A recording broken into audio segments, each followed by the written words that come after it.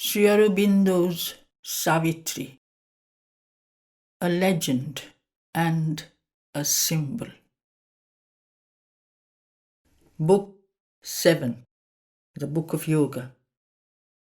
Canto 2, the Parable of the Search for the Soul.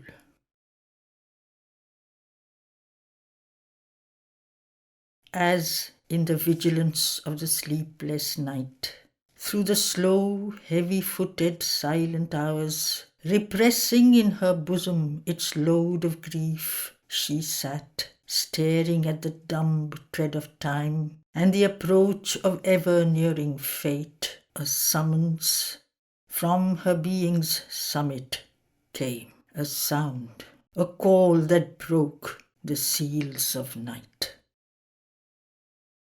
Above her brows, where will and knowledge meet, a mighty voice invaded mortal space. It seemed to come from inaccessible heights, and yet was intimate with all the world, and knew the meaning of the steps of time, and saw eternal destinies changeless seen, filling the far prospect of the cosmic gaze. As the voice touched, her body became a stark and rigid golden statue of motionless trance, a stone of God lit by an amethyst soul. Around her body's stillness, all grew still. Her heart listened to its slow, measured beats. Her mind, renouncing thought, heard and was mute. Why camest thou to this dumb, death-bound earth, this ignorant life beneath the indifferent skies, died like a sacrifice on the altar of time? O spirit, O immortal energy, if 'twas to nurse grief in a helpless heart, or with hard, tearless eyes await thy doom, arise, O soul, and vanquish time and death. But Savitri's heart replied in the dim night, my strength is taken from me and given to death. Why should I lift my hands to the shut heavens, or struggle with mute inevitable fate, or hope in vain to uplift an ignorant race who hug their lot and mock the Saviour light, and see in mind wisdom's sole tabernacle? In its harsh beak and its inconscient base, a rock of safety and an anchor of sleep, is there a God whom any cry can move? He sits in peace and leaves the mortal strength impotent against his calm, omnipotent law, and in conscience and the almighty hands of death. What need have I? What need has Satyavan to avoid the black-meshed net, the dismal door, or call a mightier light into life's closed room, a greater law into man's little world? Why should I strive with earth's unyielding laws, or stave off death's inevitable hour? This surely is best, to baptize with my fate, and follow close behind my lover's steps, and pass through night, from twilight to the sun, across the tenebrous river that divides the adjoining parishes of earth and heaven. Then could we lie, enarmed, breast upon breast, untroubled by thought, untroubled by our hearts, forgetting man and life and time and its hours, forgetting eternity's call, forgetting God. The voice replied, is this enough, O spirit? And what shall thy soul say when it wakes and knows the work was left undone for which it came? Or is this all for thy being born on earth, charged with a mandate from eternity, a listener to the voices of the years, a follower of the footprints of the gods, to pass and leave unchanged the old dusty laws? Shall there be no new tables, No new word, no greater light come down upon the earth, delivering her from her unconsciousness, man's spirit from unalterable fate? Camest thou not down to open the doors of fate, the iron doors that seemed forever closed, and lead man to truth's wide and golden road that runs through finite things to eternity? Is this then the report that I must make, my head bowed with shame before the eternal seat? His power he kindled in thy body has failed. His labourer returns, her task undone. Then Savitri's heart fell mute. It spoke no word, but holding back her troubled rebel heart, abrupt, erect and strong, calm like a hill, surmounting the seas of mortal ignorance, its peak immutable above mind's air, a power within her answered the still voice. I am thy portion, here charged with thy work. As thou myself, seated forever above, speak to my depths, O great and deathless voice, command, for I am here to do thy will. The voice replied, remember why thou camest. Find out thy soul, recover thy hid self. In silence, seek God's meaning in thy depths. Then mortal nature change to the divine. Open God's door, enter into his trance, cast thought from thee, that nimble ape of light. In his tremendous hush, stilling thy brain, his vast truth wake within, and know and see. Cast from thee sense that veils thy spirit's sight. In the enormous emptiness of thy mind, thou shalt see the Eternal's body in the world. Know him in every voice heard by thy soul. In the world's contacts, meet his single touch. All things shall fold thee into his embrace. Conquer thy heart's throbs, let thy heart beat in God. Thy nature shall be the engine of his works, thy voice shall house the mightiness of his word. Then shalt thou harbour my force and conquer death. Then Savitri by her doomed husband sat, still rigid in her golden, motionless pose, a statue of the fire of the inner sun. In the black night, the wrath of storm swept by, the thunder crashed above her, the rain hissed. Its million footsteps pattered on the roof, impassive mid the movement and the cry. Witness of the thoughts of mind, the moods of life, she looked into herself and sought for her soul. A dream disclosed to her the cosmic past, the crypt seed and the mystic origins, the shadowy beginnings of world fate, a lamp of symbol lighting hidden truth, imaged to her the world's significance. In the indeterminate formlessness of self, creation took its first mysterious steps. It made the body's shape a house of soul, and matter learnt to think, and person grew. She saw space peopled with the seeds of life, and saw the human creature born in time. At first appeared a dim, half-neutral tide of being emerging out of infinite naught. A consciousness looked at the inconscient vast, and pleasure and pain stirred in the insensible void. All was the deed of a blind world energy. Unconscious of her own exploits, she worked shaping a universe out of the inane. In fragmentary beings she grew aware, a chaos of little sensibilities gathered round a small ego's pinpoint head. In it a sentient creature found its poise. It moved and lived, a breathing, thinking whole. On a dim ocean of subconscious life, a formless surface consciousness awoke.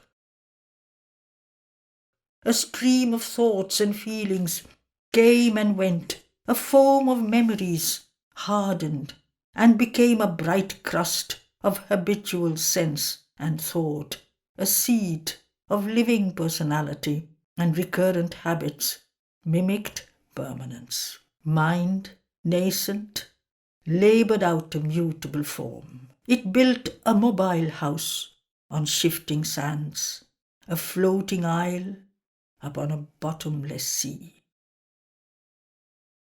A conscious being was by this labour made. It looked around it on its difficult field, in the green, wonderful and perilous earth. It hoped, in a brief body, to survive, relying on matter's false eternity. It felt a Godhead in its fragile house. It saw blue heavens, dreamed immortality. A conscious soul in the inconscious world, hidden behind our thoughts and hopes and dreams, an indifferent master, signing nature's acts, leaves the vicegerent mind, a seeming king. In his floating house upon the sea of time, the regent sits at work and never rests. He is a puppet of the dance of time. He is driven by the hours. The moment's call compels him with the thronging of life's need and the babble of the voices of the world. This mind no silence knows, nor dreamless sleep. In the incessant circling of its steps, thoughts tread forever through the listening brain. It toils like a machine and cannot stop. Into the body's many storied rooms, endless crowd down the dream god's messages. All is a 100-toned murmur and babble and stir. There is a tireless running to and fro, a haste of movement and a ceaseless cry. The hurried servant senses answer apace to every knock upon the outer doors. Bring in time's visitors, report each call, admit the 1,000 queries, and the calls and the messages of communicating minds, and the heavy business of unnumbered lives, and all the 1,000-fold commerce of the world. Even in the tracts of sleep is scant repose.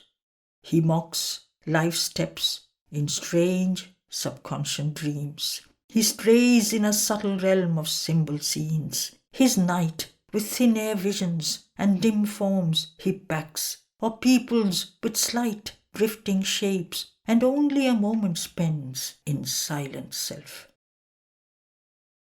Adventuring into infinite mind space, he unfolds his wings of thought in inner air, or travelling in imagination's car, crosses the globe, journeys beneath the stars, to subtle worlds takes his ethereal course, visits the gods on life's miraculous peaks, communicates with heaven, tampers with hell.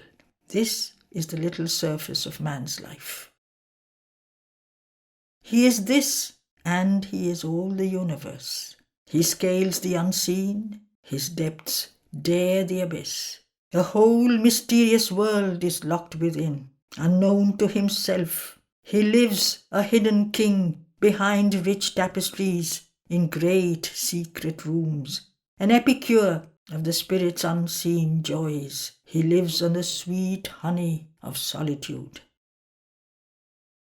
A nameless God in an unapproachable fame, in the secret adytum of his inmost soul, he guards the being's covered mysteries beneath the threshold, behind shadowy gates, or shut in vast cellars of inconscient sleep. The immaculate divine all-wonderful casts into the argent purity of his soul his splendour and his greatness, and the light of self-creation in time's infinity, as into a sublimely mirroring glass. Man, in the world's life, works out the dreams of God. But all is there, even God's opposites. He is a little front of nature's works, a thinking outline of a cryptic force. All she reveals in him, that is in her. Her glories walk in him, and her darknesses. Man's house of life holds not the gods alone. There are occult shadows, there are tenebrous powers, inhabitants of life's ominous nether rooms, a shadowy world's stupendous denizens. A careless guardian of his nature's powers, man harbours dangerous forces in his house.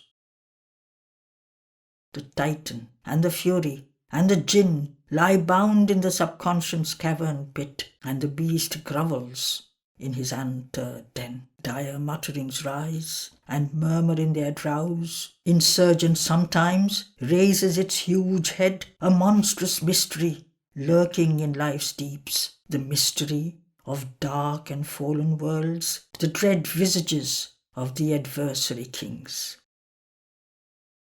The dreadful powers held down within his depths become his masters or his ministers. Enormous they invade his bodily house, can act in his acts, infest his thought and life. Inferno surges into the human air and touches all with a perverting breath. Grey forces like a thin miasma creep, stealing through chinks in his closed mansion's doors, discolouring the walls of upper mind in which he lives, his fair and specious life, and leave behind a stench of sin and death. Not only rise in him perverse drifts of thought and formidable formless influences, but there come presences and awful shapes, tremendous forms and faces mount dim steps and stare at times into his living rooms, or called up for a moment's passionate work, lay a dire custom's claim upon his heart. Aroused from sleep, they can be bound no more.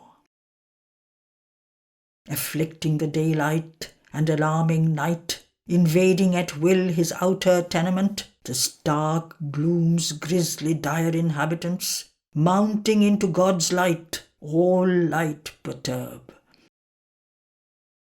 All they have touched or seen, they make their own. In nature's basement lodge, mind's passages fill, disrupt thought's links and musing sequences, break through the soul's stillness with a noise and cry, or they call the inhabitants of the abyss, invite the instincts to forbidden joys, a laughter wake of dread demoniac mirth, and with nether riot and revel shake life's floor.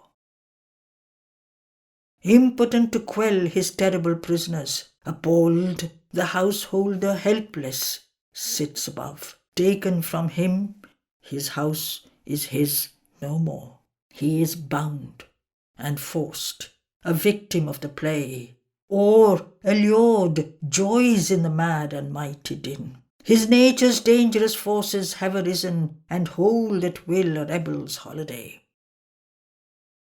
Aroused from the darkness where they crouched in the depths, prisoned from the sight, they can be held no more. His nature's impulses are now his lords, once quelled or wearing specious names and vests. Infernal elements, demon powers are there. Man's lower nature hides these awful guests. Their vast contagion grips sometimes man's world.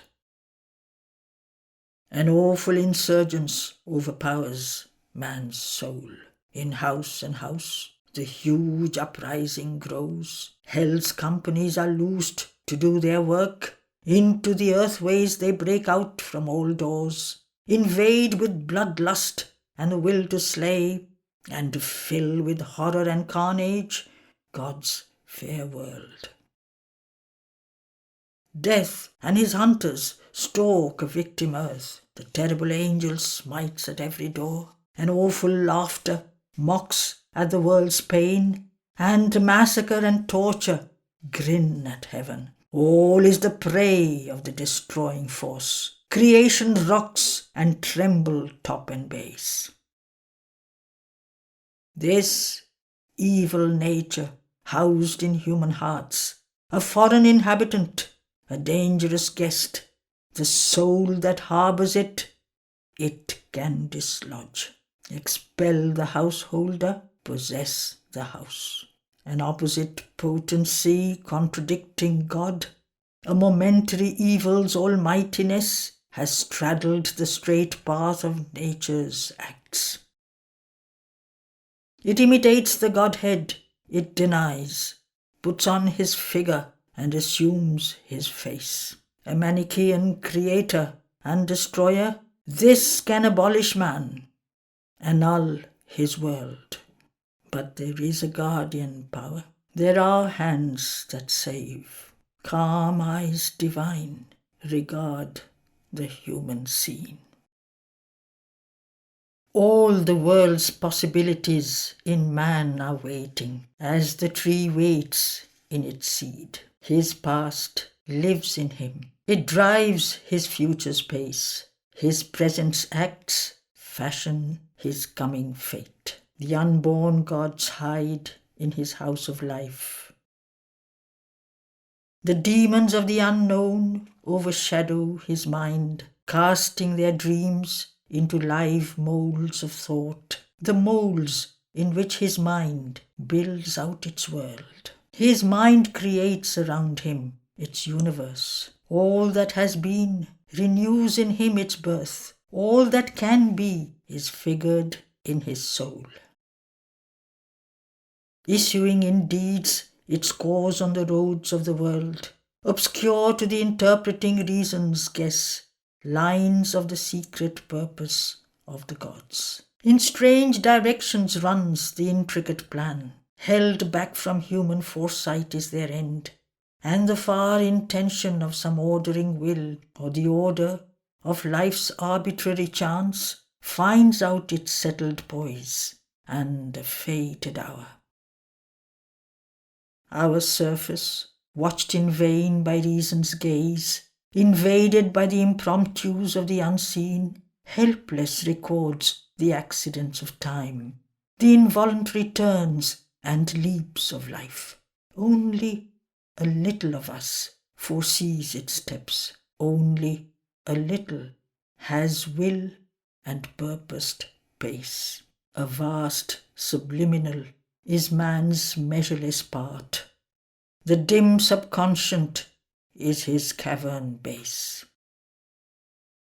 Abolished vainly in the walks of time, our past lives still in our unconscious selves, and by the weight of its hidden influences is shaped our future's self-discovery.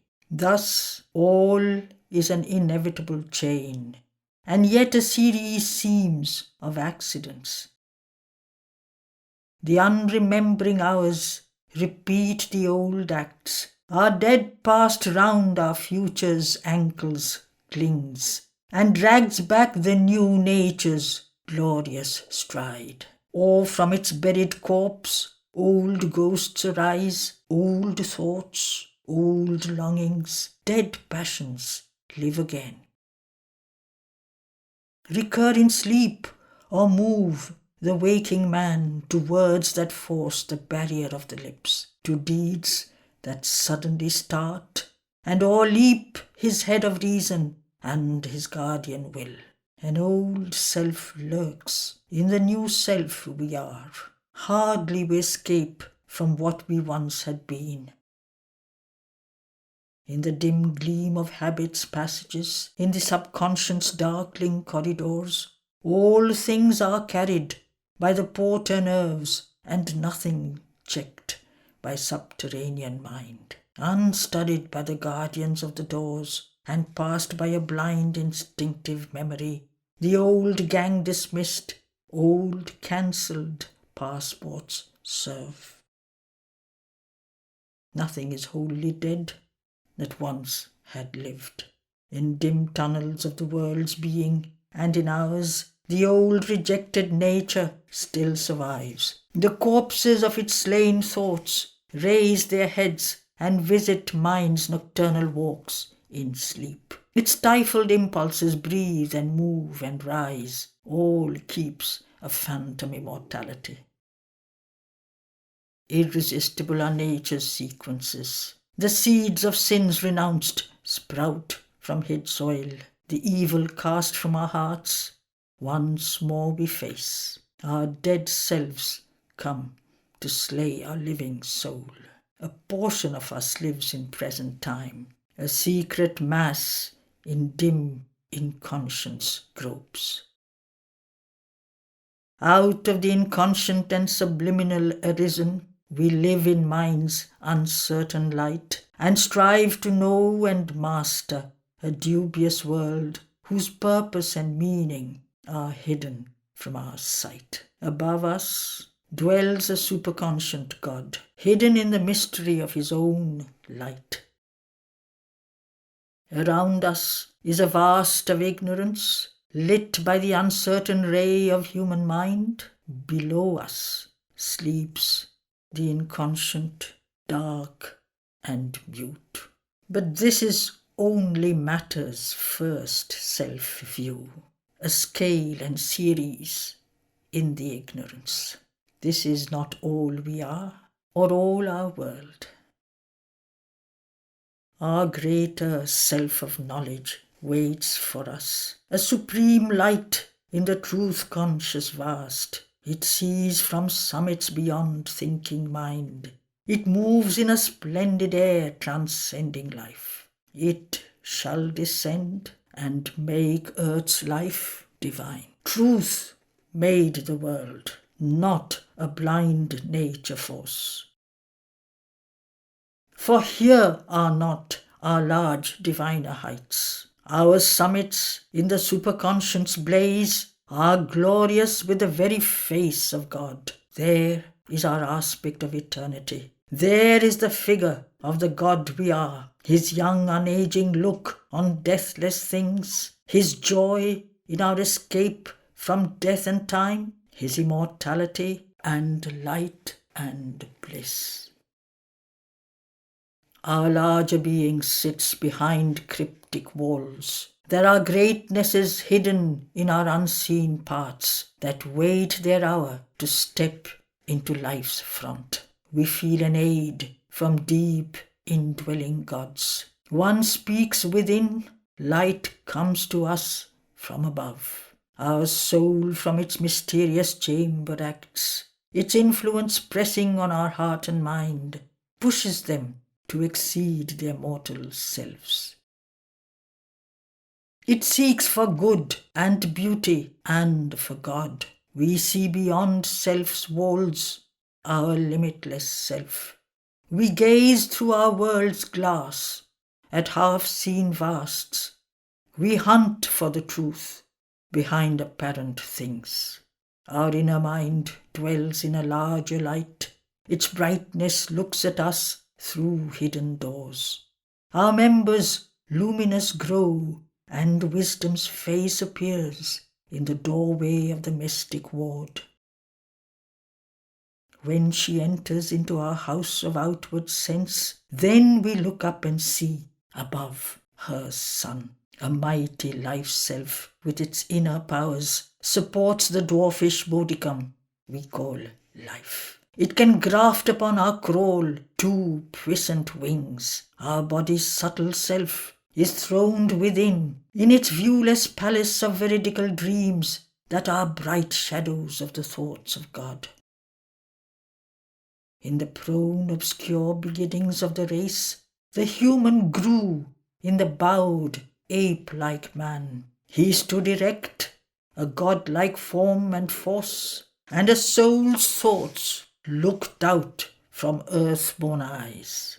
Man stood erect. He wore the thinker's brow. He looked at heaven and saw his comrade stars.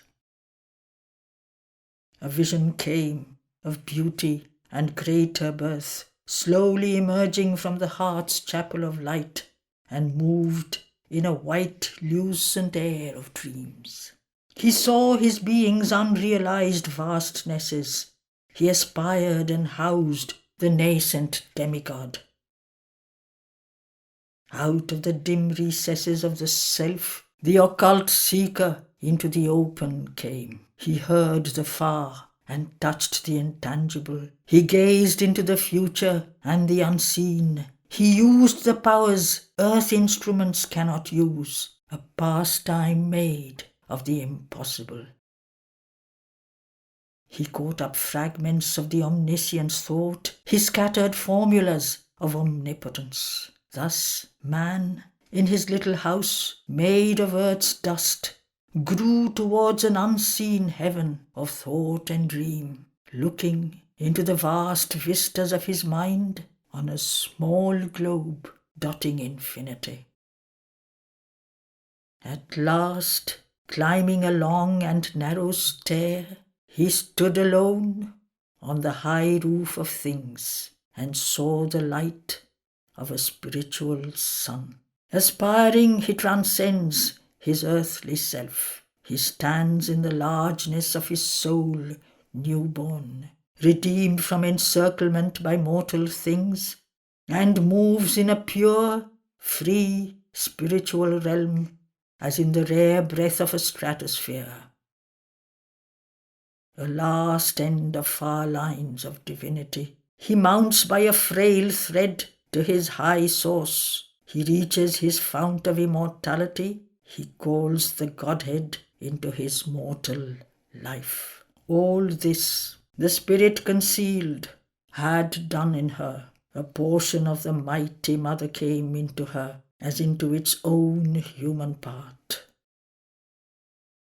Amid the cosmic workings of the gods, it marked her the centre of a wide-drawn scheme, dreamed in the passion of her far-seeing spirit to mould humanity into God's own shape and lead this great, blind, struggling world to light, or a new world discover or create.